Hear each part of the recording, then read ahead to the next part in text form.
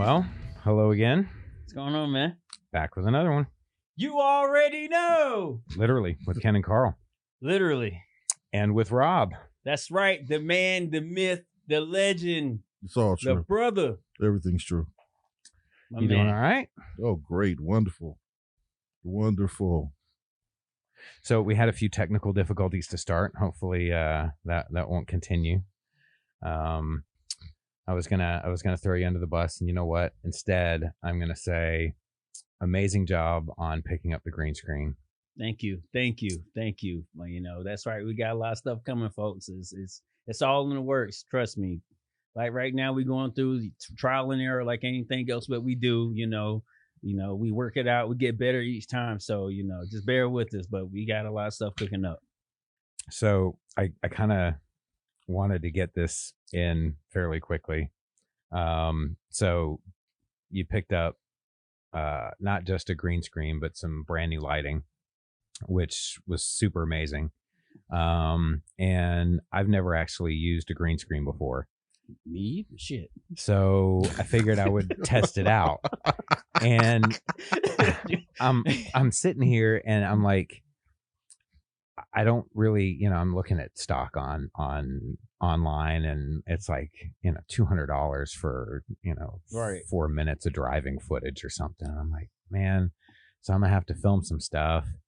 And I had a bunch of different ideas, and it's like, no, I need to come up with like graphics and all this different stuff. And I'm like, what can I do that'd just be really quick? So Eric and I are always making fun of Blair Witch and like mostly any slasher movie where, you know, white people are running away from a horror thing in the woods, right? Y'all do that all the time. Yeah. So I figured, you know, we were constantly making fun of it. Anytime we see it in a movie, we laugh about it. I figured I'd do this for her. And so this is my my debut attempt at a green screen.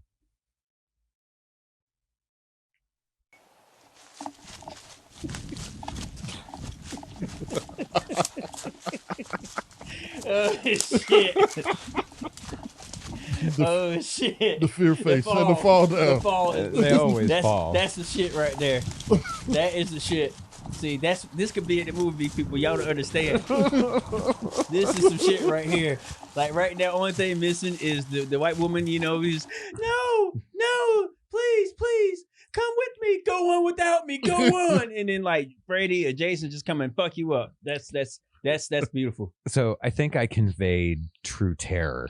Oh, I really I sold it. The fear face is incredible. Oh yeah, I sold it. You know, the only thing that was missing was you to sit there for a second and put the nose wide open up to the camera. I'm so scared. I'm so scared. Yeah. And they had the booger and then let it just drip out a little bit. You know, you could have just CGI'd it in and just added it, but yeah, it's still believable. Well, though. we still have the green screen, so there's time. Of course. It's gonna be a lot of shit with that green screen. It's gonna be some shit. So I actually took 2 cameras out into the woods because you know I live in the middle of nowhere. Right.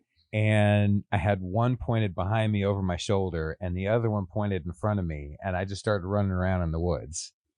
And I intentionally stopped at one point and then started running again, fully intending there had to be the fall somewhere, right? And so when it happens, it's not like, you know, I didn't want, you know, because I'm trying to think of like realism, right? Because you could clearly tell. Right. Exactly. Exactly. But yeah, so I was like, I had thought about all this stuff, but having it, you start really thinking about a bunch of different stuff, like lighting. All right. You know, like, are you lit the same way that the lighting is in the backdrop that you've chosen, whatever that is? So, you know, it's going to be interesting to play around with it. I'm going to, you know, I've got a ton of ideas. I've actually thought, because you're going to want to be able to do stuff, I might actually change that black wall to green. And that way I've just got it built in. And if we want, we can just wrap the rest of that around if we're doing something really kind of epic. Right. You know what I mean? But then you can take the actual screen with you and do stuff wherever. Right. You know, but mostly, yeah, we go cook it up. So, but anyway, I just, you know, super great purchase, man. Very, very cool. I'm super excited about some of the stuff. If I can do that in 2 hours, like I literally threw that together in 2 hours, editing and everything. Oh, wow. Oh, he a bad boy. That's pretty good, Karl, yeah. that's- You know, and it was just, what could I do really quick that I know Erica would laugh at? And she's probably watched it 50 times. I mean, that fall is priceless, though. Oh, no doubt. Definitely. Like, I wish I could have been there while you were editing it. Just let me just speak and go like I'm like Freddie. Just I'm coming for you, bitch. Like that would have did it. That's right. That would have been it. So we have Rob here, and for a couple of reasons. It's not just so that we can find embarrassing stories about you, although we definitely will get to that. But Rob is into a lot of the stuff that you and I are into. Yes. He actually brought something for the studio set. So I got Odin now hanging out. I'm going to have to redo the props for anybody that's actually watching and not listening to us on the many various places they can listen. Right. But 100 places. But yeah, I'm going to have to redo it so I can get Thor's hammer over here with Odin. But that is so cool, man. So thank you so much for that. That's awesome. No problem. I got Loki, y'all. That's right. I got the mischief, the liar, Yeah, the trickster, the full of shit guy. I mean, they fit Why perfectly. does that? Why did I get Loki? Why why think were I'm you full so of shit? excited about it? Is that the reason? Is that the reason why you gave me Loki? You were I so mean, excited about it. There's not one other character that fits your personality better than Loki. Thank you, Rob. But that's still fucked up. But anyway, I'm so glad you're here today. I am so glad you're here Yeah, today. it's so fucked up. That's fucked up. That's okay though. It's cool though. I do appreciate it. That will be sitting in my collection. Loki's cool. Yeah. Loki is the shit though. Loki's cool. I know he's cool. That's why he's getting his own show.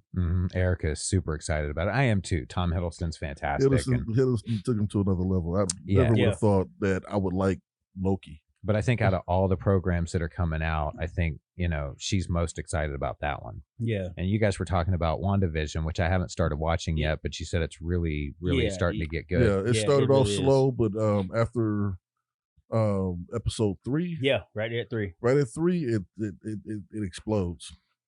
Nice. And then Falcon and Winter Soldier is going to be coming out soon. Yeah. Looking which is forward to really that too. Yeah. So, and you were telling me, and I didn't know this, that it's actually a continuation after Endgame. Yeah, yes, it is. You have to pay attention to certain things, and they do refer certain things back to Endgame. But there's also another surprise in there too that you have to watch for, and I like the way they did it. I like the way they did it. They pretty much showed you how far they're connecting all the Marvel movies with, even though this is over here going on, but it goes over here. And that's WandaVision, right? Yes, WandaVision. Watch it.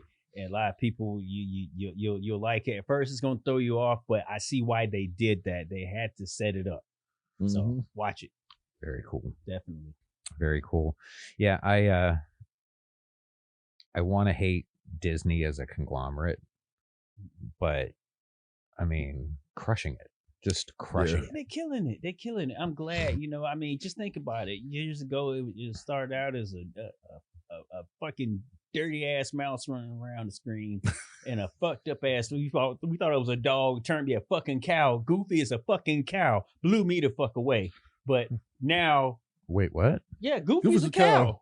Yeah. Get the fuck out of It's here. not. No, he's not a dog. It's a fucking Goofy. Yeah, I just found that out like a couple of years ago. Goofy's He's a fucking cow. What the fuck? Yeah. Not one ball of titty that's out, but he's a fucking cow. I picked the wrong day to stop sniffing glue. Don't Are you tell kidding you. me? Sniffing glue, me. smoking that shit. Yeah. Goofy is a fucking cow. Wow. Blew me. I'm telling you. I thought he was a dog. Look No, at, they said Pluto's a dog. yeah, Pluto's a dog. Well, Goofy yeah. is a cow. You can have, Goofy as a dog. He's a cow. Fuck me up the And same if you way actually, Game of Thrones fucked me up. look closely at him, he has horns. He has 2 little horns. Yeah, Wow. Goofy is a fucking cow. That just fucked me up. It was the same. I felt the same way. It's Like the they, scrawniest fucking cow Yeah. ever. well, yeah, it is. It fucked me up the same way that Game of Thrones did. And I was like, God damn. Like I sat there. Goofy is a fucking Oh, cow. I will tell you the sports features that he used to do on Sundays when I was growing up as a kid, though, that Disney's Wide World of Sports they do. Yeah. And man, it was awesome. Yeah, it's just, I don't know that it would have changed if I had known he was a cow back then. yeah, it threw me for a minute. I mean, And I don't even know what made him finally. Somebody said it. Somebody asked the question that they actually had to come out and explain that he's a cow, not a dog. Because they're like, what the hell is he? Everybody for years, everybody's just called him. Everybody assumed it was a dog. Yeah. All right, so what the hell is Gonzo? Gonzo, I honestly believe you can aside from a chicken freak. Gonzo, I mean, hey, he was hooking up. He kept it interesting. He kept it interesting. He kept a harem. Gonzo is just that dude, though. I mean, you just got to give it to Gonzo, whatever he is. You know, shout out to Gonzo, man. May you live forever. Gonzo was like that super nerd that was so oblivious to the fact that they were a nerd. They were actually cool. Mm-hmm. But he was trying to get Piggy on the low, though. You know, he was just trying to get her.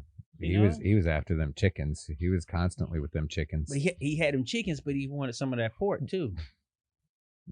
I can't disagree with you. I mean, think about it. You know, he was like, "Why should I take this chicken meat when I can have this swine as well?" Hey. You know, he was interracial. You don't see it. You don't see it like that, but I see the vision.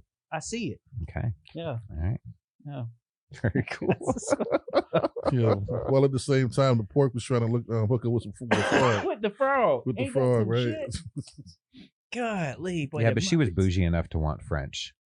Yeah, I mean, but there's a lot of Miss Piggies in the world because you got to think about it. She wanted the finest things, and Kermit was just the whole time chasing this, trying to make her happy. You know, that's why he was skinny. Kermit gave everybody the fucking blueprint to get women. I'm just telling you, nonchalance. Nonchalant, yeah. I'm telling you, and he had Piggy on hook for how many years?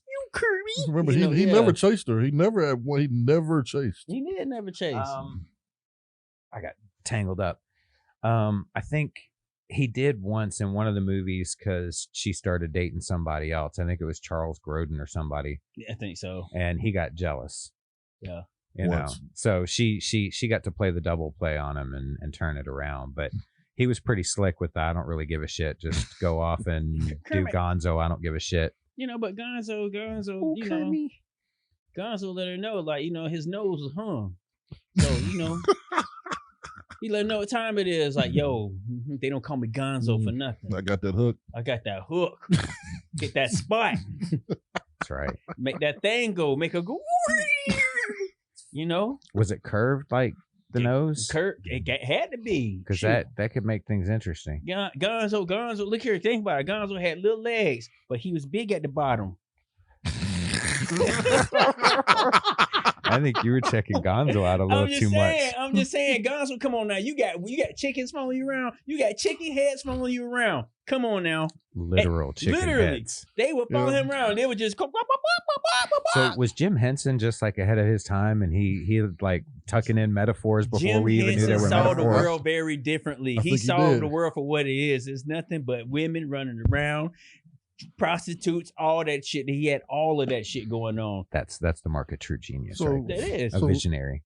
So was Gonzo a pimp, or was he just hooking up with these chickens? I don't know what I think he was just a sex addict. He was a sex addict. Which I'm not saying is a bad thing or a good thing.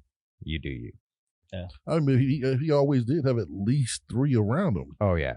And he referred to them like in a wifely manner most of the time. I think Scooter was a pimp on the low too, though. Scooter was kind of easy. He was kind of laid back. He was always quiet. He was always like, yo, I'm going to do me. But at the same time, I'm going to play smart in front of y'all. But y'all ain't going to see what I got going on. Yeah, Scooter seemed like he was trying a little too hard, though. I mean, for my money, it was either Beaker or the Swedish Chef. I think the chef was getting it in. His chef was always trying to cook up something. I'm just saying, man. Oh, yeah. He that dude. I mean, hey, man. Trying to take Gonzo's chickens every once in a while. I'm telling you, Gonzo wasn't sharing. For another reason. Man, y'all are retarded. So Erica's dad was 6'4", 320 pounds, big guy. Yeah. New York, and real kind of sullen face. So when we first started dating and stuff, he did talk a whole lot, right? Right. So real intimidating and stuff. Well, Erica's mom is Italian, like Italian, but he had Swedish roots, right? But he looked like a big New York Italian guy, right? But Swedish.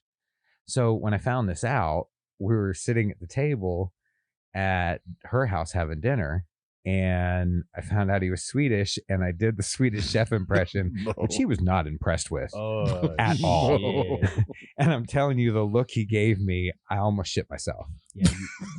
You pretty much about like lost like 100 points. I did get through the bork before I noticed that he was not happy. He just had that look at you, just like, really, and gave her a look like, you picked this motherfucker. You picked this motherfucker right here.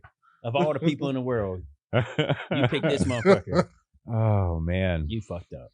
So, Rob, we talked on the other podcast that you and I are going to get into a darksaber project, Right. and I also told people that you chastised me for not knowing my history. So I thought it would be kind of a cool opportunity to actually bring up a bit of lightsaber history that some people that kind of aren't as deep into Star Wars as we are might not know. Mm-hmm. So what I have is a Graflex.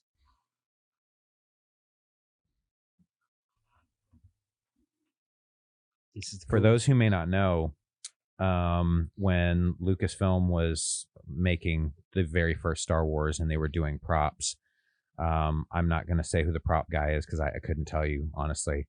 But he was scavenging around for what would look like a sword hilt of the future. And what they did was they came up with 3 different designs for lightsabers. So you had Luke Skywalker, you had Obi-Wan Kenobi, and you had Darth Vader, right? And 2 of the sabers were basically flash handles. So if you looked at the old 1930s cameras, they would have that bar and a big kind of bulb on it, right? Okay, so that bar was a Graflex flash handle. And this is not an original vintage, unfortunately. They're actually, you can find them. They're generally going to run you a lot of money. There's a company called the Graflex Shop, and they actually make these replicas. Roman Props also makes really fantastic replicas. Both of them were, I believe, used in The Last Jedi. They used some of their different props. So this is a Graflex flash handle, and this can actually be used as a flash. So if I installed D batteries in here, it actually has all of the equipment that would make it an operating flash. I could put the bulb in and it would work. Okay. This piece on the side here is a clamp. What it used to do was you would attach it to that side of the camera handle and then clamp that down on it. Right. And it would attach it to, and then you would hold and you'd have your button for your flash right on the back here. Okay. So the prop guy saw this and thought it would be really neat and took some T-grips that were actually from a cabinet, I believe, like a sliding cabinet track. And he attached them on the base of it to give it kind of a grip. And that was basically your lightsaber hilt. They made a couple of different, I don't have all of my pieces on here. They're actually inside. There's a beer tab and some other cool things. But I'll be turning this into an Empire Strikes Back. So if you want, you can take a look at it. They really have like so many different versions, and each one's a little bit different. A New Hope, the clamp is on the opposite side. The Empire Strikes Back and all the other versions have the clamp on the other side. The T-tracks are just glued or taped on in the first one, but because of the cold weather in Empire Strikes Back, they actually had to put rivets or screws, and there's some debate over which they used. I think there's different pictures that kind of depict it different ways, but they needed those to hold them on. You'll actually see some scenes in the movie where there's like a track missing, because while they were filming, one would fall off and then they'd have to screw that one on. And so but it kind of evolved in each different movie. They would continue to use the Graflex clamp. Even when they went to the prequels and they gave Anakin Skywalker a saber, it wasn't actually from a Graflex. but it was designed off of it, and it was very similar, just a lot more slender. They actually call it a skinny flex. But the Empire Strikes Back, the A New Hope, the latest 3 were all off of the Graflex handle. So I just thought it'd be kind of cool to pull that out. It's a project I'm really excited about working on. You and your 800 projects. Yeah, and then I've got Obi-Wan's up there. So, don't do it, Anakin. I have the high ground. But the Darksaber, I'm really excited about, because I was actually thinking when I designed the internals of it, I don't want it to look like a lot of the crystal chambers that you see in the current saber community, not because they're not beautiful. I don't know if I've shown you this, but this is the crystal chamber, and just kind of be careful while it's in slide mode there. Yeah, I just kind of caught that. But you'll see there's 2 crystals in it. They kind of do a lot of different versions. People create their own. They have a number of 3D printed ones that you can get, even printed in metal. But in looking at the internals of a prop, for me, I kind of want it to be as authentic as possible. Right. So if a Jedi's would look like that, then a Sith's probably wouldn't be clean like that, right? No, a Sith's would be kind of dirtier. It would probably be, different materials, something a little colder feeling, right? Don't hate on the Sith. Damn it. No. They're practical. They're about power, not about beauty. And unless you're Dooku. Well, so Dooku, that's my dude. With the Darksaber, it was made by the Mandalorians, right? Okay, so they were pretty far removed from what a Jedi would be. Right. They're warriors, if you look at a lot of their armor.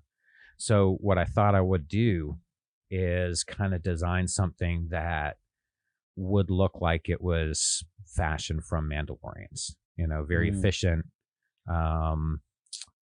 Have some cool LED work in the side, so that you've got some kind of red and white kind of like panel lights kind of flashing or something. And then the crystal itself, I would want it to be, and I don't know really, I've got to kind of research this a little bit, but something that looks like it's black but glowing. A dark crystal. You know what I mean? Yeah. Just so that, when you're looking at the blade, it would make sense. Right. Because a regular Kyber crystal, doesn't seem like, Yeah. something you would get. You would want a black crystal, right? Definitely. But I'd want it to have that kind of white glow on the outside of it. Right. So it may even be something that I kind of have to make. Right. And it's also by doing like a black core, but then kind of encasing it in resin. Right. And that way, when the light hits it, it kind of glows. Right. You want on any dimension, but it would still have that black kind of center to it. I don't know. I'm gonna play around with some stuff. Yeah, you want it to have that look of power, like when it's out, when it's lighting, it's yeah. That's gonna be interesting. Oh yeah. So that's gonna be interesting. What I'll do is I'll kind of, and I'm no artist in the drawing sense, but what I'll do is I'll probably kind of sketch some stuff out once I get one of the hilts in hand. There's, I want to say like 4 of them now, that 4 different people that are making them and selling them mass produced. So I've been looking at reviews to see which one's going to be pretty install friendly and still, really close to the original design. So, all right. That's one thing about him. He's gonna do his research. I mean, he's gonna be precise, and then he's gonna tweak it as he goes along. That's his thing. That's what he does. I'm definitely looking forward to this particular project. I've wanted that saber for years. Ever since me and him talked about Star Wars, he's always mentioned the dark saber. Like even before all these movies came out, dark saber. That's been his shit. Yeah, it's there's just something really cool and unique about it. Right. You know, like lightsabers in general were just so different from anything I had seen as a kid. Right. It was like, and seeing a dark saber kind of like, I'm a smoker, so I'll tell you, when you start smoking cigarettes, you get this really cool buzz. Problem is, the more you smoke, the less the buzz you get, right? Right. So then you step up to cigars, and you first start smoking cigars, and you start catching buzz again, and you're like, man, you're chasing that high, right? Kind of the same feeling. Yeah. You know, when I got that dark saber look, and I saw it, and I was like, ooh, that's really cool. Yeah. Right. I got that same feeling I got when I first saw a lightsaber light up, right? So yeah, it's kind of one of those. As soon as I saw it, I was like, man, I gotta do one of those. And so when I found out you wanted to do one, I was like, this would be really cool because it'll give me an opportunity to really kind of play around with it and you know, kind of work with it and see and get somebody else's perspective on it as I'm making it, because I want you to be super happy with it. And the nice part is they won't be identical because I'm hand making them. Right. So Yeah. you know, it'll be something that, you know, I'll take some concept designs that I like from the one we do for you, and I might do something similar with this or that, but it's ultimately going to be different. But yeah, so I'm really fired up about it. Yeah. And if he's unhappy with it, then I would get like cussed out and all that. Oh yeah, stuff you'll catch all the I'm catching hurt. all the Yeah, hell. yeah. He gonna call I'm me. gonna beat- It's going to be pretty easy for me. I'm gonna beat Ken with it. I'm telling you, I already know. It's coming. So speaking of beating Ken, I hear that you might have some embarrassing stories about Ken, because one of the things that I like to do is talk too much, Right. and I share a lot of shit, especially about my sister, and then I'll go, hey Ken, tell me something. He'll go, I don't know. Yeah. So You gotta remember this about me. I've said a lot of shit to people. I've been cussed out by a lot of people. I've that's cussed not a going lot to of change. people out in That's general. not going to change. But you know, it's so many. It just all runs together. It's like a normal day. So I figured, Rob, you should tell me first, like, how you guys met. I'm gonna let him. All right. Okay. How we met. One night, I was, like I said, here in Atlanta. I was like 2 or 3 years been living here, and like somebody had told me one day at the job, hey man, you need to get out, man. You always working. And I was like, okay. So I rode around the city and happened to ride around this place off of Lawrenceville Highway. It was called Nocturnal at the time. I'm going into the club. There's this guy working literally working at the door. He looks at me like I was like, oh, way bigger then. And shout out to Ricardo, that's his name.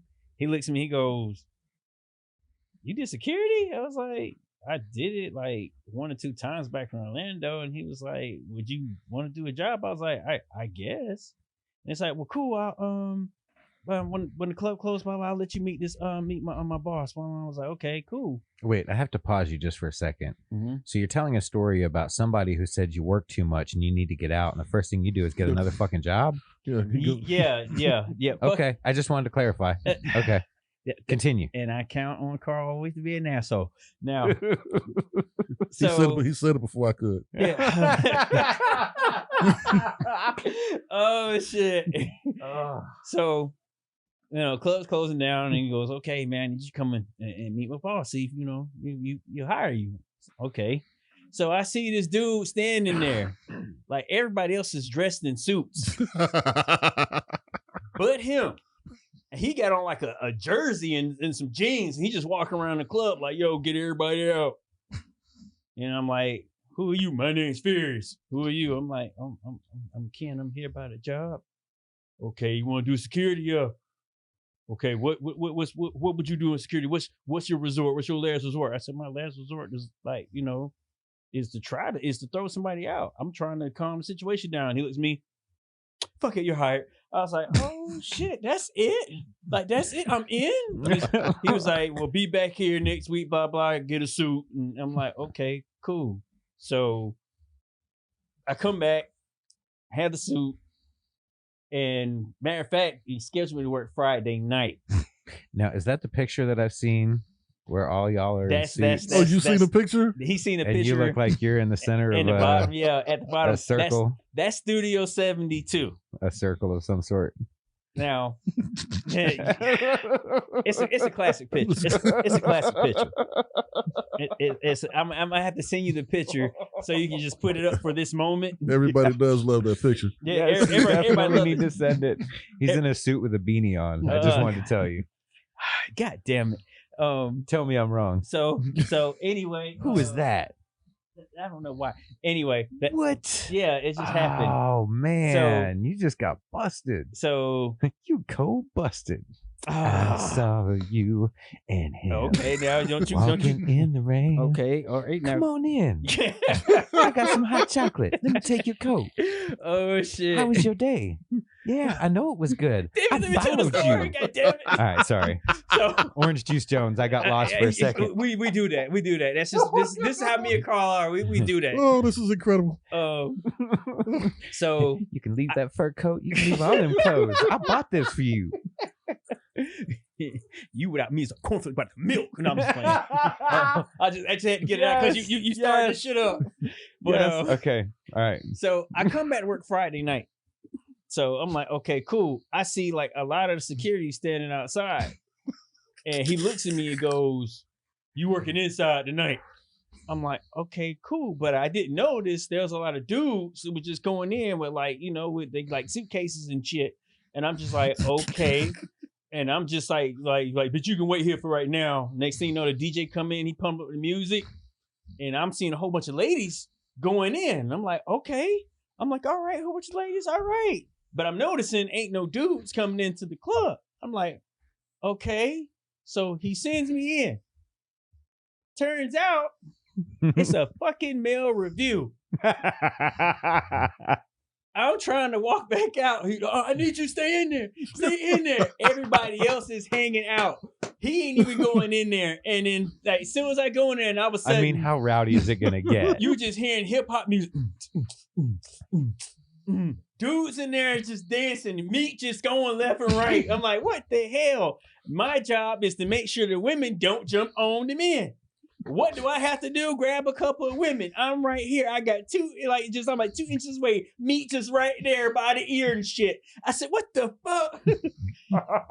So now at this point, I haven't talked shit. I haven't been me. I haven't cussed nobody out yet.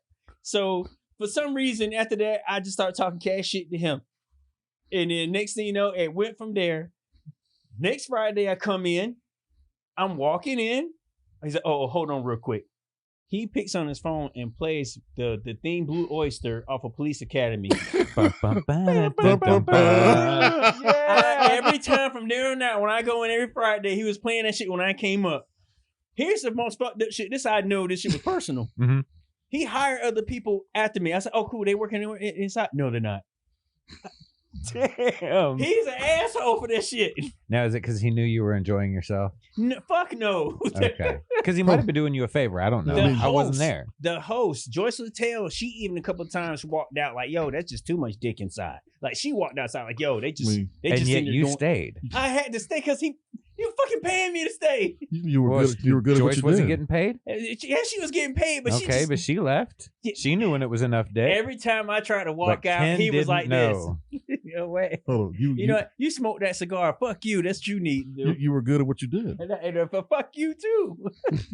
I'm passing out all kind of fuck yous. Okay, trust me, handful of them going out. Anybody laughing at this shit? You too. But in general, so. See, hold on. See, this is the thing, Karl.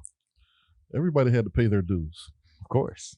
Okay, and the people what he's not saying is the people that were hired after him worked for me before. They'd already paid their dues. They'd already paid their dues. Oh, it was a couple people that wasn't. But hold on, and a lot of them ended up paying their dues. No, they didn't pay the dues like that. They sat up there with you. Y'all was hold on. But none of them came at me like that either. The fuckery. That hold was on. Hold on. Karl, just remember, at the time, my nickname was Furious. Yes. I didn't give myself that name. Yep. That was a nickname given to me that I've been riding with. I was actually trying to get rid of that name at the time. Right. Okay, so you on your first day went off on your boss, whose nickname is Furious. You didn't think I was going to get you back? You sit me in there, just sit there and watch women go after dicks. What the hell you expect? Well, you was watching women go after dick, not dick go after dick. But but my job was to make sure they don't jump on the dick. So I would just say, as a manager and a trainer, you know, the first thing I'm going to do when somebody complains is probably give them a little bit more of what they hated. You know what? I'm gonna see if you got it. I'm gonna see if you can stick around. You know, is your phone gonna continue to go off? Yeah, it's my timer. I turned it off. I don't know why I got it set. You like late for your Flintstone vitamin or something? Yeah, you know what? We are Flintstone. You got them chewables?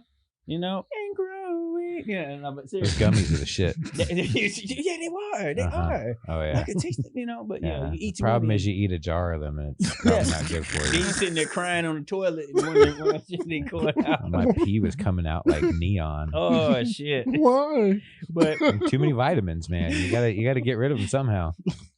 Yeah, that's one part of the fuck up he did. Now, later on, well, and here's another one too. Now, the other boss, the boss that who we all answer to. Shout out to Solo, but Solo, like for him, like Solo got this thing. I don't know. For 90 days, my name was you. Like for 90 days, you watch this person. You watch this person. I didn't know between Solo and him, they knew everybody in the industry. I didn't know. Like the big celebs, they know them. Like they would walk up and just.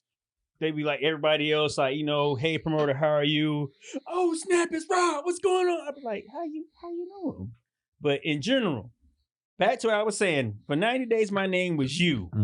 And then once I finally got like my name known to Solo, he was like, yo, Ken, I need you to watch those. I said, you said my name, then went back to you for like another 90 days. I mean, it's almost like you're asking for beatings.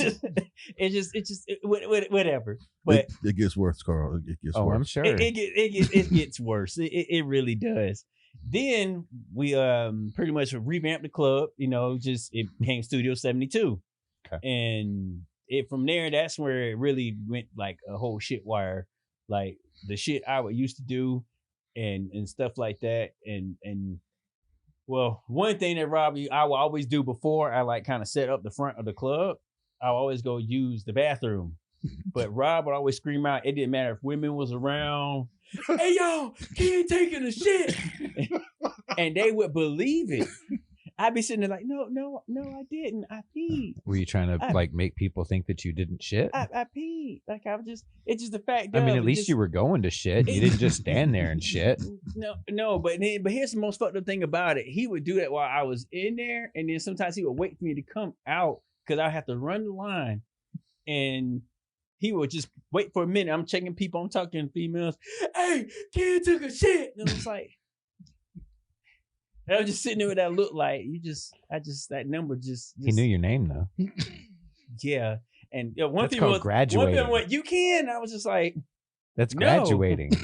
No, and no, my name's you. Yeah, like for real. Like I mean, just it's horrible. But and then another thing that he did, and I'm gonna let him tell it. I'm coming across as a really bad guy right now. Not in my books. Oh no, he did some fucked up shit. Okay, like the story about me and my truck. I heard a little bit about this. The story. Okay, this what happened. Okay, I pulled up to the club. No, because he's gonna make it seem like an isolated incident. This is that's the way he made it seem when he told it. No, Ken, when we were done, when the club was closed, we closed every night. He would go crank up his truck, and he did not always pull it up to the club. He would just go crank it up and walk back in, and just leave it running. I told him on more than one occasion, don't do that.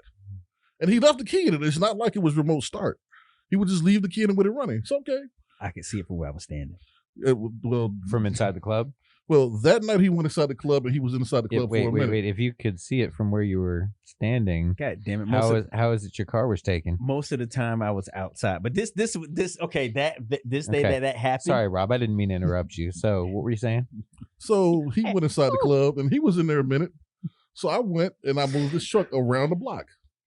It was nowhere near. He couldn't walk around the back and look to see if it was there. No, couldn't. I took it down the street, around the corner, behind somebody's house. Yep.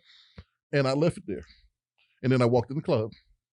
And he walked out, and all we heard was, "Oh my God, not Sheila!" That was the name of the Detroit show. I swear to God.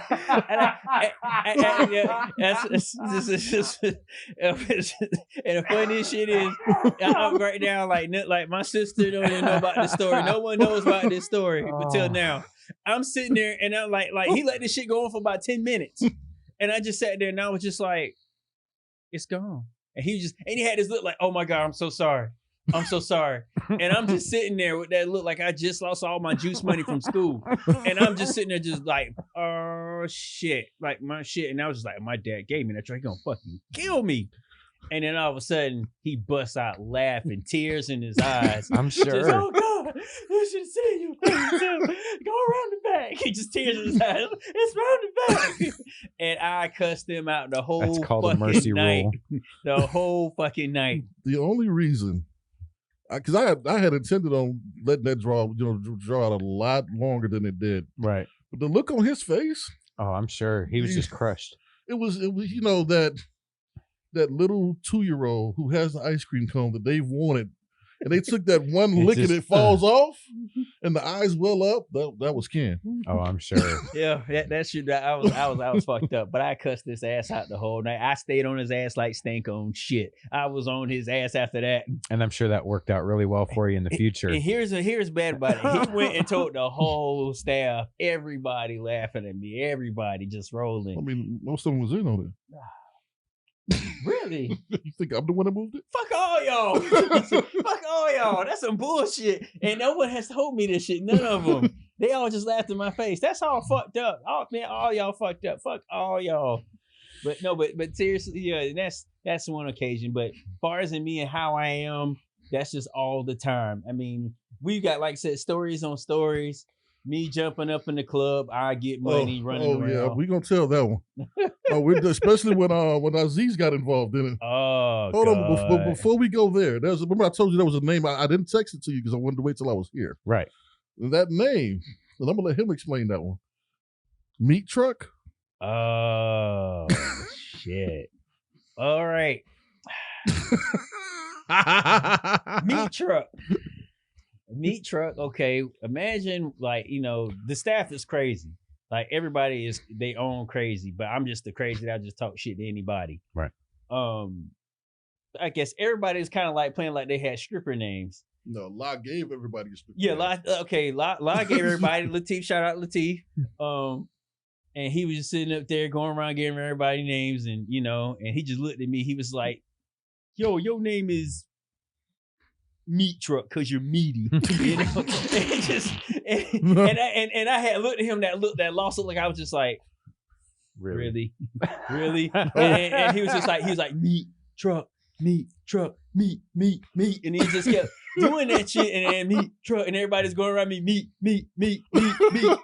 Like for the next 5 Fridays and Saturdays, when I would come into the club, everybody be sitting right there going, meat truck, meat, and then I started doing the dance with the shit, and it started sticking. People started calling me Meat Truck. Well, I mean, if you're gonna make a dance for it, then it's yours. You own that shit now. Yeah, I mean, and after the first story of you being in a club with all that sausage, I kind of feel like maybe it was appropriate. This is why you see this. This is why this is the asshole that he is. See, he always sticks it right there. He slides it in and tries to ease it out. I mean, I kind of feel like I'm at batting practice and you're just lobbing them over the plate most of the time. I'm telling you our like, story. I'd be an asshole not to hit. I'm telling you the part of our story, our friendship and the fuck ups in it. It's good. I love it. I'm enjoying this. It's great. Now the story that he was talking about with Aziz is like this. Aziz is another, like, he was like another owner into the club. Mm-hmm. Well, this was around the time that Michael Jackson had passed, and everybody literally know me for going up there. If you hear a song, if I hear 50 Cent, I get money. I didn't care about the crowd. I would hold the line. I would run in the club. I would push people out the way, and I would jump on the main stage for everybody in the club to see me. And I'd be the only one up there. The DJ literally, shout out DJ Will. The DJ literally would sit there and play and loop the first part of it, waiting for me to get up there. Yeah, he would extend the song. He would extend it out. Nice. And I would sometimes get up there. I would pull a chick up there. I didn't care. Like I would do me, and I would just do my little dance. I would add a little Flavor Flav with it. I do down the pants leg and stuff like Flavor Flav. That was me. So Aziz knew. Like Aziz would never call out my name. You funny man. You come here now. Yeah. So. He looks at me. He's like, you funny man. Dance. I was like, I'm not dancing, dude. I'm not finna dance. Dance, motherfucker. Dance right now. I was like, no, I'm not finna dance. If you don't dance, your ass is fired. So I did it. I started doing my chest. I was like, this is fucked up. This is some bullshit. And you did it. Yeah, he was gonna fire me. Am I lying? He claimed he was gonna fire him. Mm-hmm. I wouldn't let him fire him. Yeah, he was just like, dance, funny man. Dance now. I was like, that's fucked up. And I had to moonwalk to keep my job. Oh, It was too funny for me not to, I couldn't. you have such a tortured life. Now, see how I've been tortured. Now here's where my asshole comes in. Okay. Rob would keep me from certain celebrities because if they album sucked, their shit was shitty. He knew, yo, Ken, you stand on that side tonight. Do not come to the other side. I would talk shit to celebrities. I ain't give a fuck. Like who? Just any fucking body. If your shit was whack, I was going in. I'm trying to call him out so he can start throwing shade. Jim Jones. Jim Jones. Now, the incident I did have, and this is a true incident. Mm-hmm. Now, it was the Jacksons. And wait, which Jackson? We had all the Jacksons there except Michael. Except Mike. This is Jermaine Dupri was still dating Janet Jackson. Mm-hmm. So for New Year's, mm-hmm. we had every Jackson except Mike was there. Except Mike. And people would ask me, like, is Mike gonna be in that? I said, dude, Mike is not gonna be across the street where Crystals is. Stop playing. It's like it's not gonna happen. Like it's not gonna happen. Like right now, you can step outside, go across the street, go to Crystals. But literally, he's not coming. Mm-mm. So all of a sudden, I'm sitting outside because, that's me. I'm outside the majority of the time. Limousine pulls up. I'm like, okay, who's this? All of a sudden, the limousine driver gets out, opens the door. It's fucking Andre 3000. Nice. I said, oh, shit. And he comes up to me, takes his glove off, introduces himself. I said, dude, you don't have to introduce yourself to me. You the best rapper in Atlanta. And he's like, well, I just try to do my thing with like that, And all of a sudden, Big Boy heard that, walks up to me and bumps the shit out of me. I said, you all right too, But once again, when I didn't know that this man had history with a lot of people, they see him, what's going on, Rob? Like how the fuck he know everybody? And he just sitting there, oh, what's going on? I'm like, what the hell? He's like, I knew them from back in the day. I'm like, what the fuck? Same shit, fucking CeeLo Green. Super of course, cool. I'm sitting up there just minding my business, checking IDs and shit. And me, like I said, I never went starstruck only for certain people, like all the old heads in Atlanta. I will always do that because I listen to all their shit. Right. So all of a sudden I see, let's see, okay, let's see a little dude walk up. I look again. I said in my head, oh shit, it's CeeLo. Like, oh my dude. He walks up, hey man, how you doing? And just all of a sudden, what up, Rob? I said, how the fuck? And he just looked at me. I used to go to school with them. I said, oh, what the fuck? I said, what the fuck? Just know everybody. And I'm just sitting there like, it's just like, how the hell? And then it's the same thing for Solo. Like they've been in the industry that long that they know everybody. Oh yeah, I'm sure. I mean, because of them two, I got to see people who I never thought I would see. I was like, oh shit, they still listen to your shit. And they kept me from certain people for a reason, like the Tyrese. You had him. And why? Because his album sucked? Well, a couple of them did. But overall, he's a great talented dude. Mm-hmm. The reason why they kept me from, because all the females, it was like it was a line full of females. Like it was, if any dude needed to get a female, they were afraid you would take all the females away from them. This is the reason why. Be in the meat truck. They just catch one side of the meat truck and they'd be done. I'll tell them, come get some of this party meat. No, I'm playing. No, but makes me wonder, are you Gonzo hung? We actually had an episode about this. Well, actually, we have a hashtag called Ken Small Penis. It's winter. It's cold outside now. But anyway, your Audi turned into an any? It looks like a button on a fur coat. Fuck both of y'all. She So, a pet? God damn it. The fuckery. See, damn it, I digress in my story fucking with y'all. So I tell Rob, I'm like, because Tyrese, he's like, he walking up, he's seeing chicks call his name, and he kind of go straight and trying, like ignoring, like people like this and the third. It's not because I get it. It's not because you're not trying to play people off, but you're trying to get in and do what you do. I said I'm gonna get his attention. Rob looks at me and go, no, baby boy. His character name was Jody. I did a female voice to just get his turn head. Jody. He was like, what? And they just pushing me into the club. I used to do shit like that. Case, I picked at him. Like, I didn't really pick at him. I forgot this other dude he had hired. Like, this was like the first like grand opening night. And I can't think of the dude's name. But Case had went to the regular, side of, people of the club, like, yo, you got VIP over here just for celebrities and guests, or like that way you go that way. But he was going the other way, and he wasn't dressed like everybody else was. So dude tried to play him off like, yo, you ain't getting in. I was like, dude, you don't even know who that is. And dude was like, ah, he ain't gonna get in, blah blah blah. I said, trust me, he good. And it was like, whatever, blah blah blah. And dude tried to pull me like, yo, if I say you can't get in, you can't. I said, dude, you gonna feel real small right now if you know who this was. And then Case was sitting there looking at me like, Case said, well, who I am. I said, okay, I got you. I said, you're the only one for me. He's like, come on now. He's like, come on now. And I kept singing it. And I went to the line. He was like, touch me, tease me. I said, that's Case, man. Case went into the club. When Case left out, he came and found me. Hey, man, you have a good one. I said, all right, man, I'm good one, blah, blah, blah. I would do shit like that. I would fuck with celebrities like that all the time. But also, I got introduced to a lot of celebrities because him, Solo, I'm not going to be able to come out every time. Right. Like, this person, you see him, go, let him in. I got introduced to Polo the Don. I got introduced to Shorty Red, J-Bo, Cuddy, a lot of people. Right. And like literally I'll just come on in. That was it. Like I would just, but it was some amazing nights out there and working the BET. Oh yeah, for about 4 years. Oh man. We did the BET weekend pre-party. Good God. The red carpet was at Studio 72. Good nice. God. So we had some great nights up there. Great, yeah, sure. Every celebrity that was in town came through. So, even people I hadn't seen in years, I got a chance to, catch up with. Yeah, that's cool.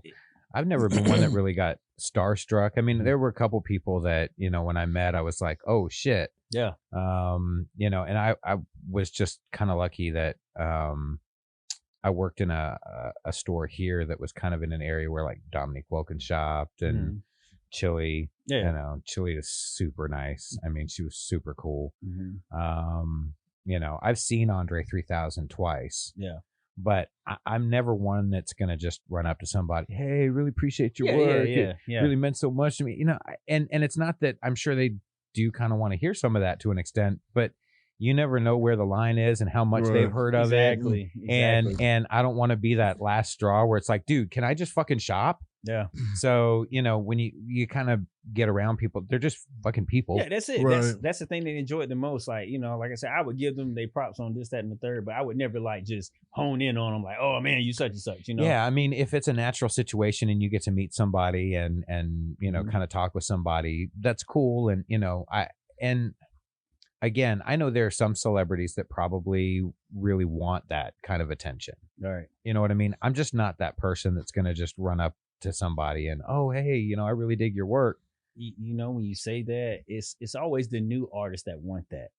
Yeah. Always. I don't know if it's like a generation thing though. I think that's just anybody that's new in it. Yeah. When you first start getting that taste of fame, it's really important because it means success. It means, that you're on a path and so on. And the more people that recognize you out in the street or whatever kind of gives you some kind of a guideline as to where you're at. Right.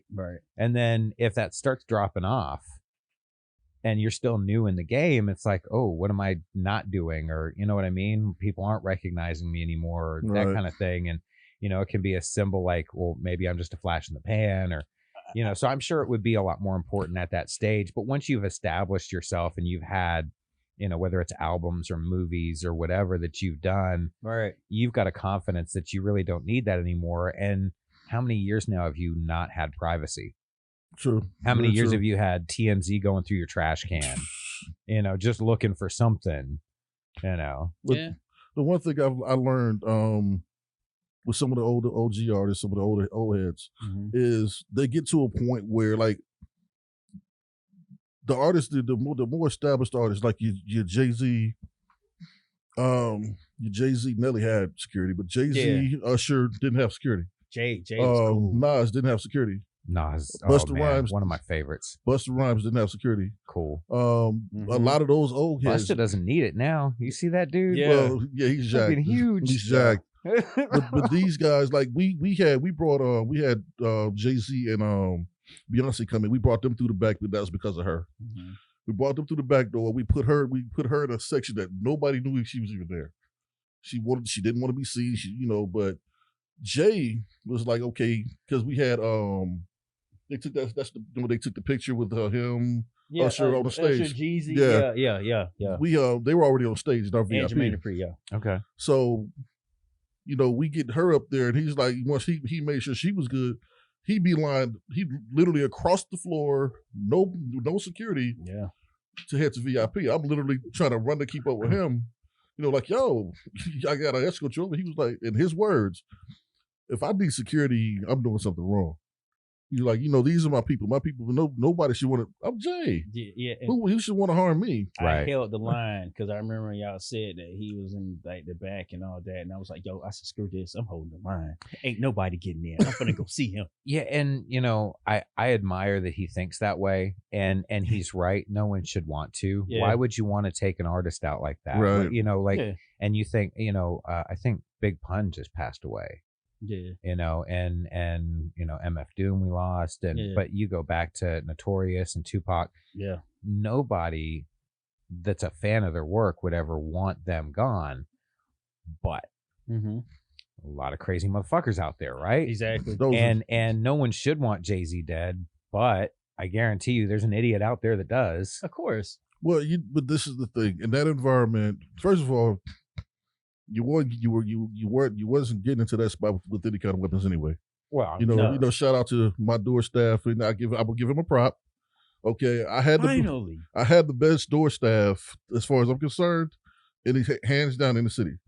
Nothing got in that club, and we tested it. Right. Like I would send people through with weapons to see if they caught them. Yeah. Never got in. Nice. I was that main dude. Like I had to pat down as well. They made me do all the shit. I'm sure you did. Man, I hated it. You got so used to the sausage. You were like, that's a shotgun. I know it. Until I hired females. Pat that down. Until I hired females to start doing all my pat downs. Right. Yeah, he did have to pat down. Oh God, it's horrible. But we had to be meticulous, and like I said, to me, the only weapon that ever walked through there consistently was me. That was it. Because I carried. Yeah, that's it. Like really, we thoroughly, especially on those, like I said, those big nights, those BET nights and all that, man, we would literally, he'd come out, I need everybody to be on their A game. Everybody. Even you can. I'm like, why does it always have to be me? Hold on. I have to say this. He has, you got to be coming across super aggressive all the time. Okay. Okay. There's an incident I did miss. Okay. Now, back when the club was nocturnal, they would have like, they would like the Friday nights, Saturday nights would be like packed out. Okay. So he would always want me to be working outside. I would come inside and he would send me out. So a fight had broke out. I'm running into the fight. He already got somebody in headlock. You get outside right now. And he balling people up. The dude earlier before we talked about named Dre had picked one dude up and did the rock bottom. And he went like this to the crowd. Like he emptied the crowd before he slammed it. I saw that shit. I just said, yo, I'm going back outside. Like he used to be a real aggressive dude. Like he would just throw motherfuckers out. Like we literally one night had to go and there was a dude that was drunk under his car. And he walking out, God damn it, I just can't stay in one fucking place. And I'm just like, he literally picked the dude up like it was a rag doll. I'm just like, shit. And he was just like, you grab his ankles. I was like, all right. And I'm just carrying him out. This dude, he don't know what the fuck he is right now. And we literally just put him right there to sit out on the curb and with the police, and the police, he just like, son, are you okay? And all of a sudden just slumped back over and he almost threw up on the police shoe. Ooh. But yeah. Yeah, that's not gonna go well. Yeah, but I mean, in my defense, I was the nicest guy that worked there. I was not as aggressive as he's trying to make me seem. Ooh, so shit. I will tell you, you shouldn't have to apologize because Eric and I used to watch these commercials, and it was for some like depression medicine or something, and the whole commercial was what it is and what it feels like, right? And it'd have like a woman at the office or some dude in the park or something, and someone would come up and be like, hey, you've got a stain on your shirt, and that is what it is. But what it feels like, they do the second part of it, and it's like, hey, you ugly piece of shit, look at you. It was like, and so I think he kind of has a little bit of that where it's like everything was done to Ken, and Ken's the only one that got called out. And I mean, I'm not gonna say that that's not true, because again, I wasn't there, right? But generally, when somebody is going on and on about I'm the only one, first you're of all, probably not 100% accurate. I gave everybody shit. I gave Jaheim shit. Yeah, you I did. gave everybody. I mean, shit. you gave everybody shit, but like I said, you wasn't going around like screaming out, "Hey, Jaheim took a shit." No, it was never that. It was always Ken. He never took a shit. No, like look here. Didn't James Brown come out just before a set and slap each one of his band members in the face? And I'm not talking like a little tap tap. I'm talking like a slap. Yeah. And it was basically, this is the only warning you're gonna get. Be right. That's why Don't fuck up. That's why he always called out Maceo, like, yo, be on point. Okay. Yeah. And if you wanted to be in James Brown band, you probably had to be able to rock that shit, right? Yeah. Okay. But still, James Brown's gonna slap you in the face and tell you, hey, guess what? Yeah. Don't fuck up. Yeah, but I mean, okay. So when James Brown puts you in a room full of dicks and tells you to do your job, I think you just should do your job. Oh shit! Look here, no, he did that afterwards. Be an asshole. I'm trying to tell you. I don't think you should apologize. Is all I'm saying. He did that, huh? Hold on, let me just say this, because see, in my defense, not even in my defense. See, this is why I say you can handle it. I don't put you in a position that you can't handle. There was a male strip crew that's from here called the Atlanta Hot Boys. They're male dancers. Okay, it's about 10 to 15 of them. They used to travel around. I got hired by their DJ, shout out to Playboy, by their DJ / manager to roll with them as their security. Mm-hmm. I was the one that had to stand by the stage every night while each one of them went on stage, and I endured it. See, that's why I can clown and look and laugh right now at you when you were in there clowning, because I dealt with it for 6 months. I had to deal with a dude that ran from one side of the fucking club to the other side, meet out and leap and shit. I did not want to see that shit. Yep, I dealt with that. I didn't want to see that shit. I dealt with that. I didn't. Mm-hmm. But he forced me. And then also, like I said, dealing with all the other shit, because it was fun. Yeah, I can honestly say that it was fun because the fact of it wasn't about the club. It was more so about the crew. Everybody worked there. We all became like family, and extended on after that. Like I said, I worked with him at other events and other places. I mean, but that's what great leadership does, right? No. You want to cry a lot because you do, but that's okay. That's okay. You're sensitive, and I'm not going to pick on you for that. But when you guys, how long have you guys been friends? Oh man, for years. Just been a minute. It's been a minute. Yeah. So probably haven't worked together in a while, right? No. Okay. So obviously he did something right. Yeah. Right? Yeah. Right. Oh, no. That's and you can tell me you were a better man leaving working with him than you were when you started, right? I am a better asshole because of him. He didn't break you the crying, but other than that, I'm sure you improved a lot.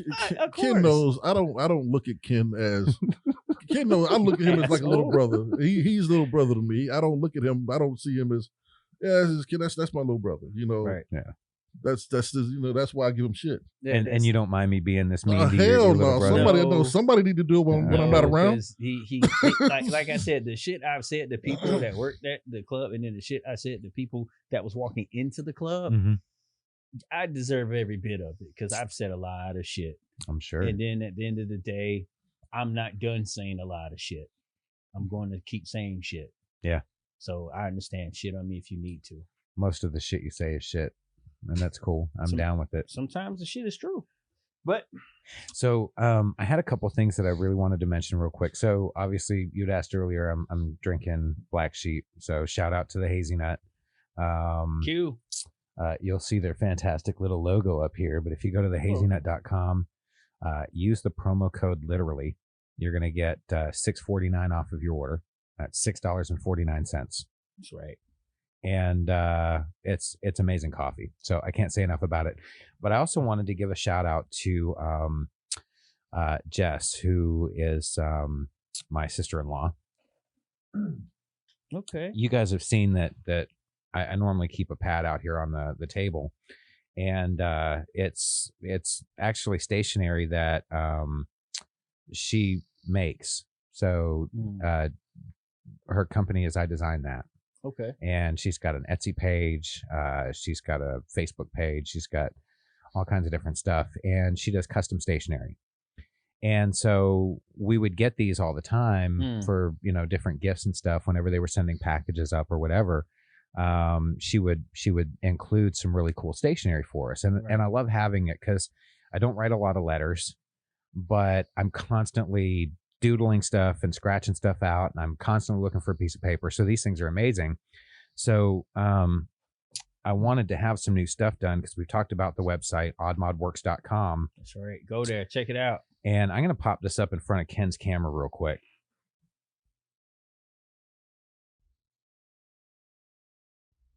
Okay. So I'll let you guys take a look at that. She did some stuff and got the logo I sent her from the website, and that's Erica's design. I'll take some shots and put those up, on the screen. But I also had them do I had Jess do up some literally with Ken and Karl pads. Oh shit. And oh shit. I had her do one up for you. Oh, that's shit. what's up. So now when you're making notes on editing stuff, or when you're writing down sketch ideas for the green screen, definitely you can look all official. Oh, yeah, that's dope. So I designed that. She has a ton of great content that's available. You can go through. Her turnaround is fantastic. The prices are amazing. Her shipping is super fast. So I designed that. Check it out. Her shop is amazing. So Jess, thank you so much for this. They're brilliant. I don't know if you saw in the literally, but I had her just kind of do whatever she wanted, and so she came up with a font that was very similar to kind of what Erica had done for the I see the that. logo, and yeah, it just looks so cool. So I wonder, can you also make one that says Karl Knight and put is an asshole? That would be perfect for him. Karl Knight, I repeat, Karl Knight is an asshole. Can you make that for him? He would be honored, and I would thank you. I'll tell you what, I'll let you take this. And you can just write "is an asshole" under each sheet of paper. Yeah. So there you go. That's my gift to you. I should just is an asshole, is an asshole, is an asshole. Next one, Karl Knight is a shithole, is a shithole, is a shithole. Yeah. Which is essentially the same thing, but just but it sounds better each time you go. It does sound dirtier. Shit it does. It's just So is that going to be therapy? So the third one's like what, a dookie dungeon? no.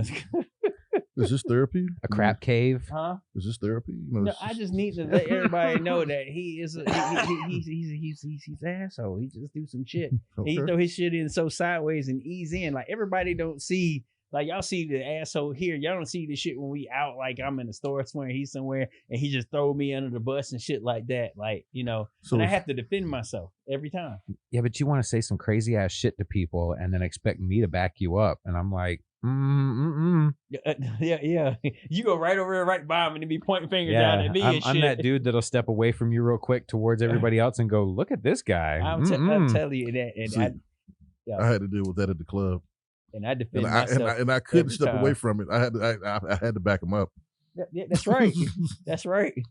We go in, but it, like I said, even then, I would just pick at people, and I was just having fun.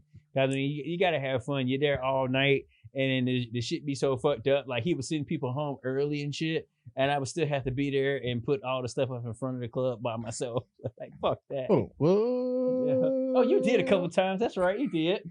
Yeah, you did. Because you. Oh wait, so wait. A second ago it was like this is all the time, and now that he challenges you on it, you're a couple times that happened, maybe once or something. Maybe I dreamed it because he while I was holding my my plushie pillow. This is how he know I'm not lying. He would walk out and do like this, Ken, and then he'll walk away.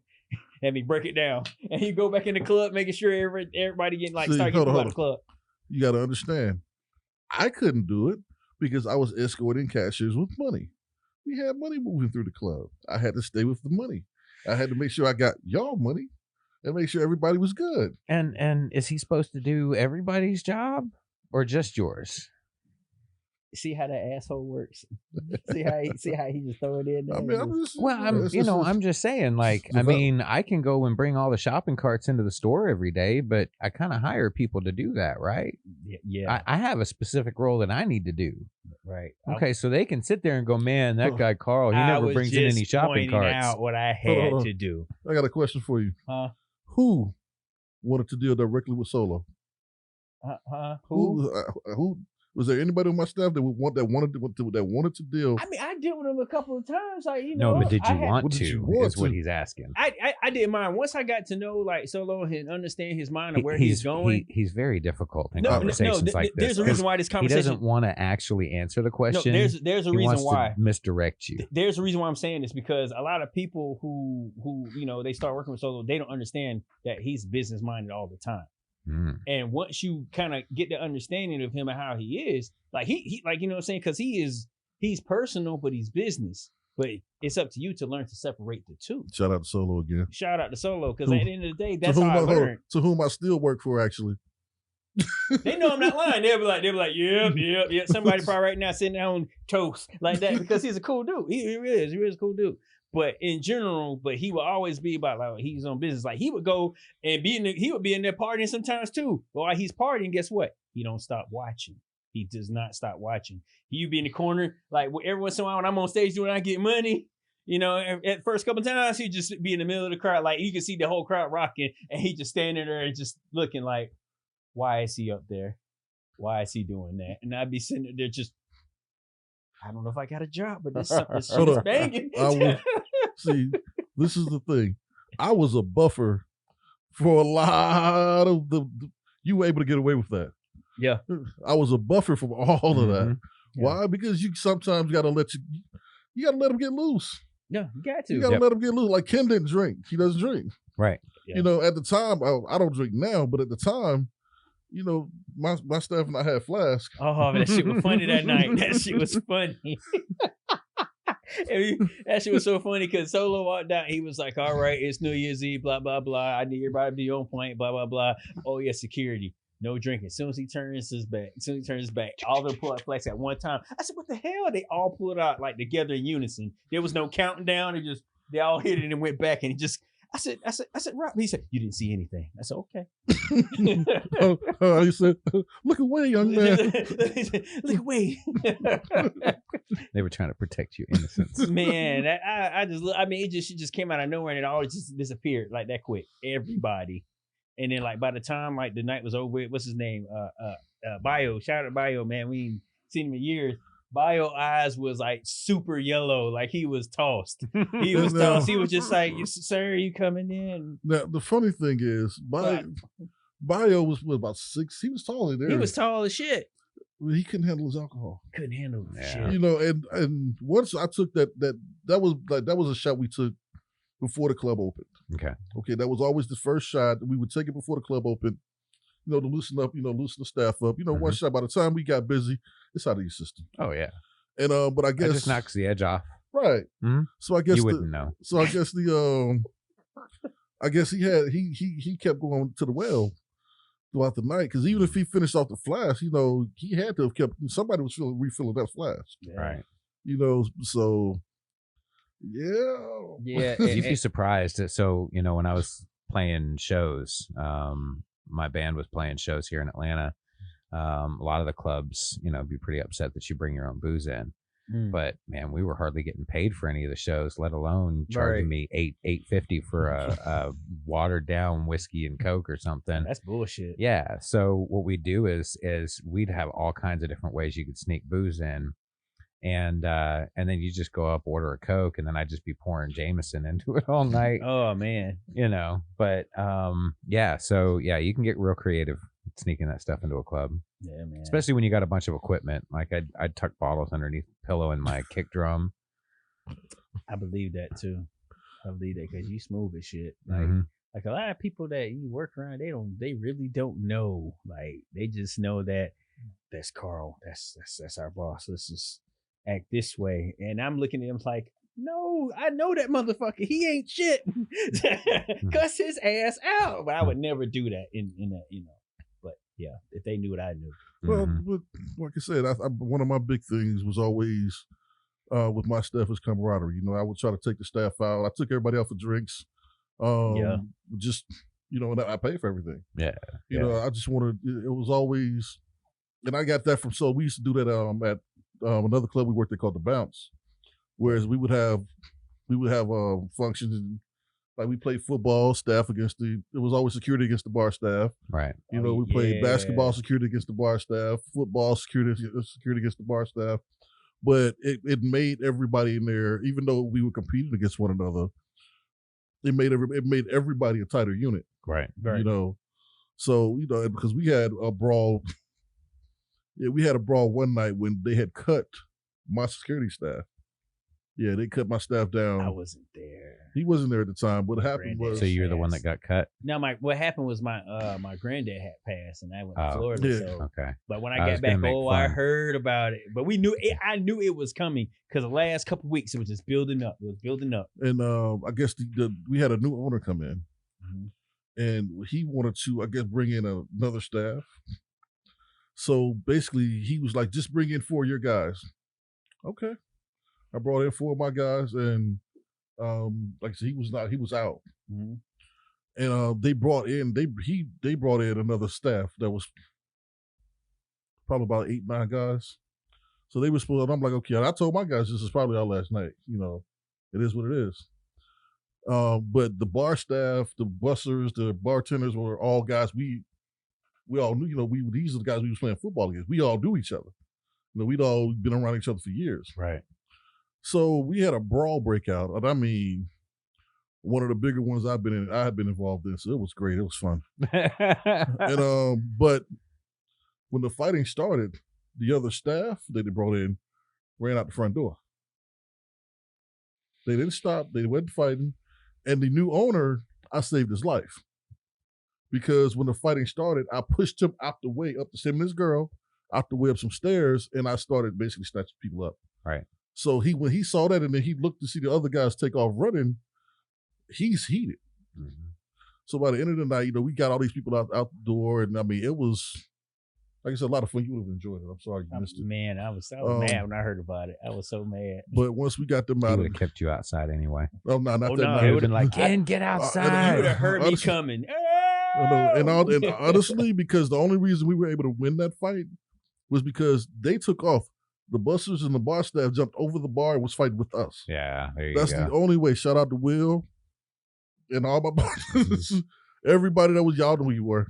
Yeah. But that's the only way we won that fight, because if they had, we would have won, but it would have took longer. Yeah. But like I said, it was that kind of camaraderie when they realized, oh, what, they ran and y'all outnumbered. Nah, we went in. Even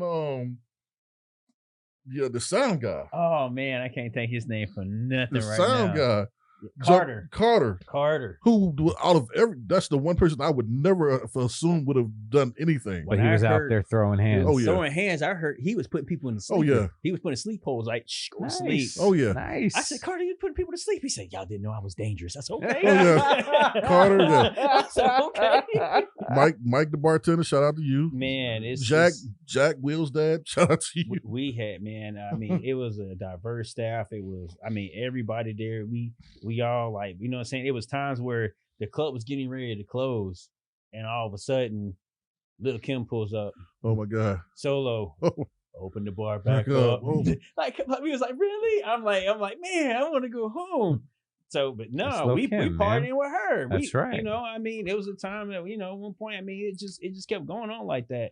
And then on top of that, like this how I knew I was good with him. Like it was certain like that we had video shoots there, like people shooting music videos, and it's just like okay, you want to work? I was like, oh, okay, be here Saturday morning at such time. I'm like, okay. I ain't know it was a music video. He was just like, yeah, they doing something on the set or something like that. I was like, okay. He never really told me. Full blown day. Like it's I'm like, good God. Well, we couldn't talk about it. Yeah. Yeah. Did you ever get in a G-string and jump in the video? No, I kind of had wanted to on meat truck. You could have meat trucked it. I would if the video I would have I really wanted to be on. I'm gonna have a lot of fun with that one. Was the Bobby Valentino and Young Jock the beat video, because you know La got in there, you know what I'm saying. I just wanted to go in there and do like a little 2-step. Y'all could have gave me a tambourine or something. I would have just patted and I would have just got up out of there. Look, it was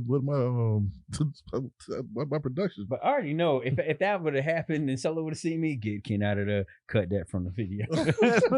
I already know. Get him out of there. But I gotta say this, because my staff, we were out there. And I have to say it like that. We were out there because at one point we walked around we you know, the wrestling belts, you know, the big, authentic, heavy ones. Yep. They did. We had those. Yeah. About 4 or 5 of us had them. Nice. And we wore them at work around the club. They did that. Like they would throw people out and they would just sit there and hold the belts up and all that stuff.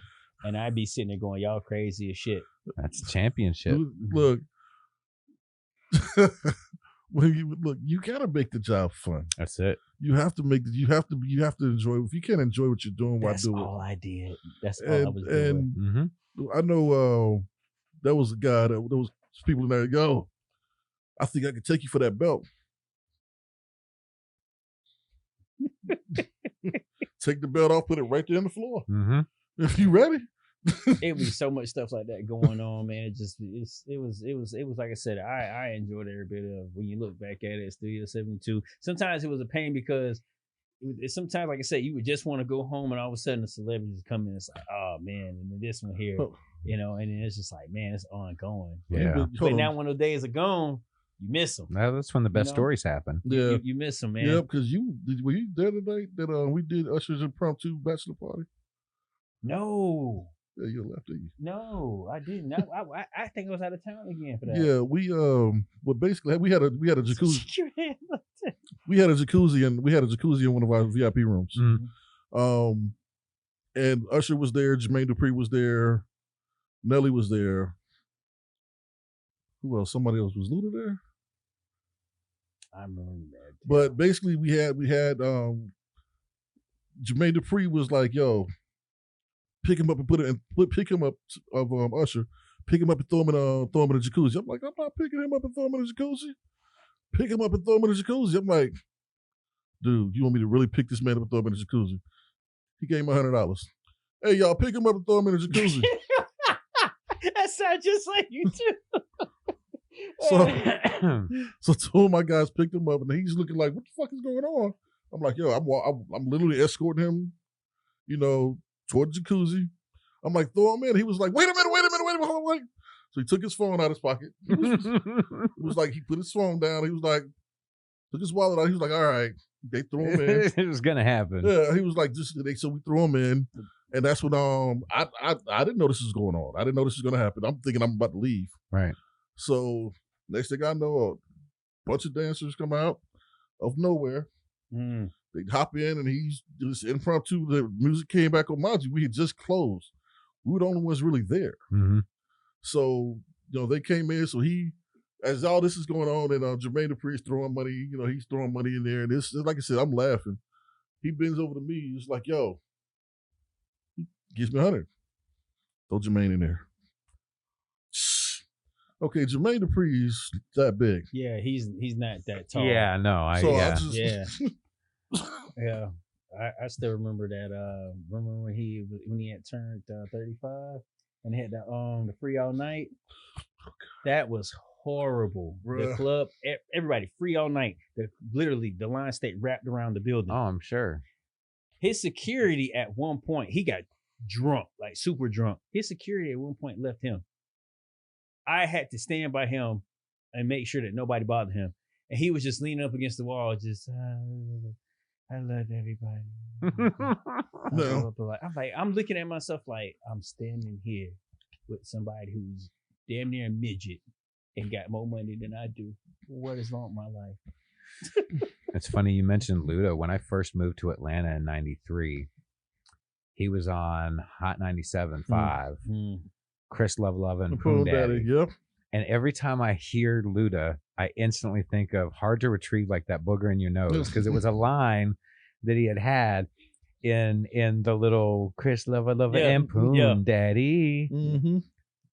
Anyway, sorry. I just no. You mentioned it and I was just like, oh, flashback. Even with Luda, like it was and this is how far, like I said, like, beyond Studio 72, and I would get a call, like, I got a call like, hey, Rob saying, yo, we working at Straits. Ludacris on Straits. Like, man, come on up. I'm like, all right. So I go out there and I'm walking up there. I had just dropped like a whole bunch of weight. So I look like to him. He was like, what, you on crack? I was like, no, I'm not on crack. I'm not on drugs and nothing like that. So I'm sitting up there, and of course, this is like my second run-in with Keisha Knight Pulliam, who is Rudy from the Cosbys. Mm-hmm. She's over there, like she getting drunk on one side of the bar, and of course with him, he's behind the bar. Come on, run back! And she got mad. She got pissed off. She's like, "Why the hell does he get back there? I've been trying to get back there all night, blah blah." And I pissed her off. I said, "Well, I'm somebody," and she got fucking hot. That shit was so funny. That look she gave me was like, I want to fucking kill you. And that look I gave her was like, I want to kill you in a whole nother way. Yeah, but, sure. But anyway, so all of a sudden I'm sitting there talking, you and wanted then to give her the meat truck. meat. No, stop. Let me stop. No, seriously. No, but yeah, so all of a sudden, talking to Rob, and when Rob walks away, that means somebody here or he got to go do something. Mm. And all of a sudden, I see this short little motherfucker, light skin, walking in. I'm like, who the hell? Oh shit, this Luda. Okay, blah blah blah. And he was finna go and get him to like, yo, I want you to meet him because if I need you to work here and he see who you already know. But he I think he just started recently dating the I think fiance you with now. Mm-hmm. And like he had to run. I was like, so I never got that chance to meet him, but I did get introduced personally to Shaka Zulu because once again, he know everybody. And I was just like, oh shit, Shaka Zulu, DTP, all right. So, but I met, like I said, it's been numerous people just met him, just came across him and just like, oh shit, you are such and such. Well, maybe Rob can convince some of them to check out the podcast and make us famous. Shit. they go look, say, okay, that motherfucker in the middle always talking some bullshit. I want to be like Carlos Miller and the 85 South show and have all the folks fucking showing up and shit. Oh man, you got to start with them too. Hey. I had me working at Ultra Red Lounge, the Ultra Red Lounge, and they had a night where Karl. This is years ago before he really got big. Right. But like I said, he a cool dude too. He just very down to earth. It was him, Daryl Dam. I can't think of the other comedian, but yeah, they like I said, working with him, working with Solo. That's how I got in with that. And then even the last time we really worked like together was Harold's Chicken and Ice Bar. Harold's Chicken and Ice Bar is like a restaurant, right? But black people, we like to turn shit into a club. So the shit was like basically like pretty much anything goes. Only thing I had to do is make sure homeless people don't come in. And sometimes they pop up, hey man, can I get a piece of chicken? Get your ass out of here. That's what I was doing.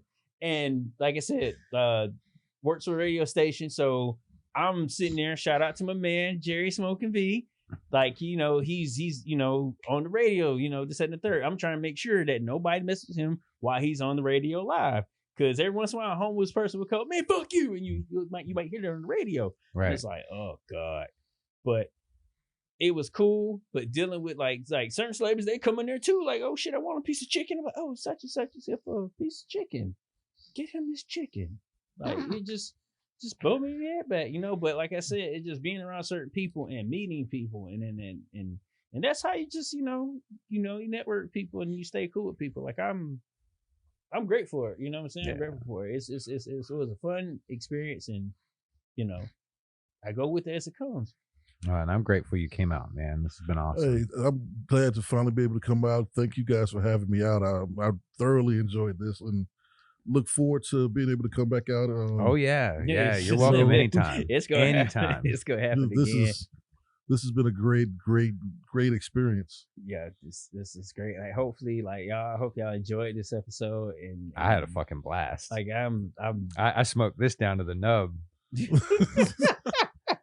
Got a little nub. No, I'm gonna stop. I'm sitting with Get my the little hand. Get the little hand. Oh my God! No, you did. No, you did. No, you did. Oh my God. But seriously, everybody, please comment, subscribe, let us know how you feel about it. We thank you again for watching. We like I said, we're gonna keep rolling these out soon. We got more things cooking in the pot for you. You know, once again, let us know your thoughts and opinions. Once again, we thank you for watching. Please share, tell everybody. Rob, you got any shout outs or anything you want to promote the radio station? Anything? I mean, hey, well, shout out to Streets 945. That's the job. And everybody that knows me, I'll be tagging everybody. Everybody need to watch this. Nice. Everybody, yeah, please watch this episode. Everybody. Let us know how you feel about it overall in general. Like I said, good, bad, we open to it. We're all ears. Because once again, like roast I us, said, we're fine with it. If new people, y'all watching this, go back and watch our very first video. You will see the progression. Yes. You'll just see in general how like I was going over words, blah, blah, blah, blah, blah, blah, and stuttering and shit. And then, you know, you'll see, of course, like the technical difficulties where we just kind of screwed up here and there. I'm excited to see which technical difficulty I've got this time. Yeah, like what did I fuck up? Because it all seems like it's going really well. Yeah. And I'm going to get to it and there's going to be like, I don't know, something stupid happen. Yeah, I mean, it happens. But, you know, once again, we're learning. And at the same time, he's learning. I'm learning off of him. Like we're like, this is what we do. Like, you know, and we've definitely upgraded. Like this is huge upgrade. But this was I have a mini TV studio in my basement, dude. Yeah, this is pretty dope. I'm not gonna lie. It's the shit. And then at the same time, like I never thought from the time that you kept like saying like, yo, let's do a podcast. I would see me like as a cartoon character. And like I said, a lot of things are in the mix. Yes. It's just like slowly but surely, but we'll get there. It's a ton of shit. Yep. Stay tuned, people. Thank you. Peace, everybody. Peace.